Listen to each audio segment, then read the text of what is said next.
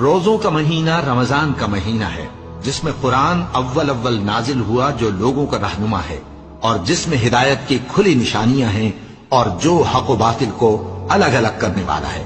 تو جو کوئی تم میں سے اس مہینے میں موجود ہو چاہیے کہ پورے مہینے کے روزے رکھے، اور جو بیمار ہو یا سفر میں ہو تو دوسرے دنوں میں روزے رکھ کر ان کا شمار پورا کر لے۔ اللہ تمہارے حق میں آسانی چاہتا ہے اور سختی نہیں چاہتا، اور یہ آسانی کا حکم اس لیے دیا گیا ہے کہ تم روزوں کا شمار پورا کر لو، اور اس احسان کے بدلے کہ اللہ نے تم کو ہدایت بخشی ہے تم اس کو بزرگی سے یاد کرو اور اس کا شکر کرو۔ اور اے پیغمبر، جب تم سے میرے بندے میرے بارے میں دریافت کریں تو انہیں معلوم ہو کہ میں تو تمہارے پاس ہی ہوں۔